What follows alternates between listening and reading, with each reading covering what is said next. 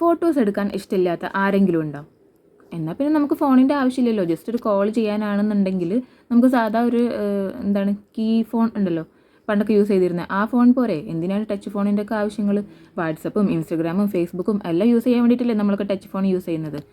വളരെ ചുരുക്കം ആളുകളേ ഉള്ളൂ സ്റ്റാറ്റസ് പോലുള്ള സംഭവങ്ങളൊക്കെ ഇട്ടിട്ട് അങ്ങനെ ഒതുങ്ങിക്കൂടുന്നത്. ബാക്കിയുള്ള എല്ലാവരും ഇൻസ്റ്റഗ്രാമിലും ഫേസ്ബുക്കിലും ഒക്കെ ഷെയർ ചെയ്യുന്നുണ്ട്. ഈ ഇൻസ്റ്റഗ്രാമിൽ നമ്മളൊരാളല്ല നമ്മളുടെ ഫോട്ടോ കാണുന്നത്, നമ്മളുടെ ഫ്രണ്ട്സ് ആയിരിക്കുന്ന അവരുടെ ഫ്രണ്ട്സ്, അങ്ങനെ പോയിട്ട് ഒരുപാട് ആൾക്കാർ ഈ ഫോട്ടോസ് കാണുന്നുണ്ട്.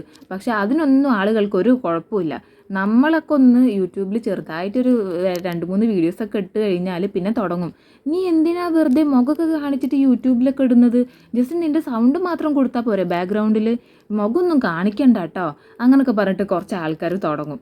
പേഴ്സണലി മെസ്സേജ് വന്നുകൊണ്ടാണ് ഞാൻ ഈ ഒരു സംഭവം സംസാരിക്കാമല്ലോ എന്ന് വിചാരിച്ചത്. നിങ്ങൾക്ക് എന്താ അഭിപ്രായം എന്നുള്ളതൊന്ന് പ്ലീസ് കമൻറ്റ് ചെയ്യൂ കേട്ടോ.